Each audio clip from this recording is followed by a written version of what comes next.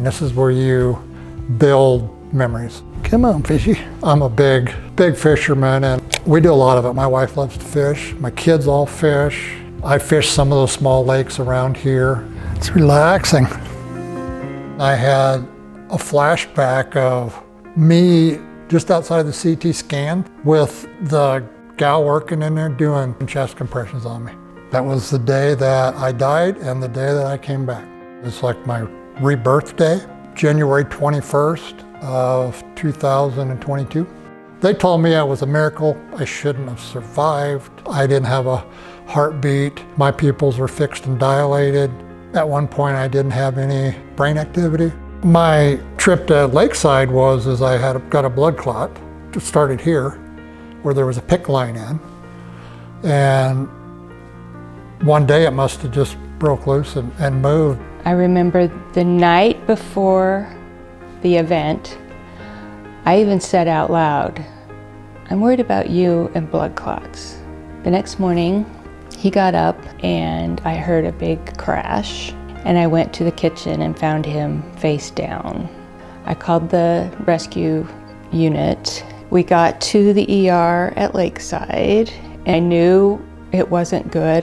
He came in and I saw right away that he wasn't looking very good. What I was most suspicious about was a large pulmonary embolism, or a big blood clot that was in the lungs that was causing all his symptoms. He was in the CT scanner, and I got a call from the nurse saying that he wasn't doing well. His heart ended up stopping while he was in the CT scanner. And we started doing our ACLS resuscitation efforts, and were able to get his heart started again and get him back to the room. When Dr. Acker called, I said he needs 50 milligrams of TPA push, right now. It was a huge clot, but more importantly, it was completely obstructing the flow of blood. Seeing that, it was pretty hard to give him a second IV push of TPA, which I'd never done before. And it was the only other thing that we could do, so I recommended it.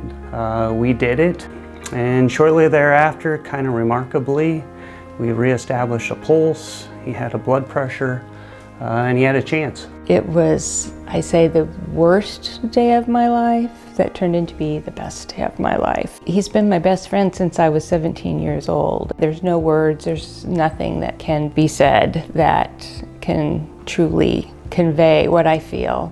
He was dead. His resuscitation in my mind was God's will.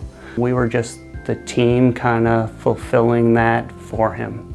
The teamwork that I witnessed down there in the ER was remarkable.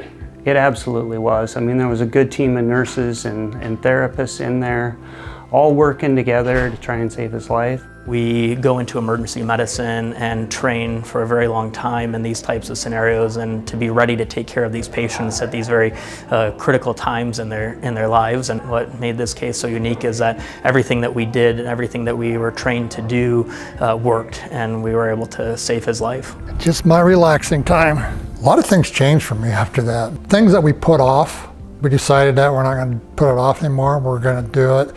My family, my grandkids have always been important, but it seems like after this happened to me, things were more important to me. The staff did awesome. You could tell they really cared. There's things that they learned during my deal that will help them maybe save someone down the road.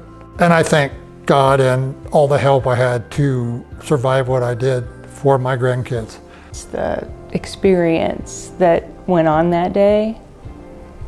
Again, I'm just overwhelmed and have lack of words, because amazing, thankful, blessed.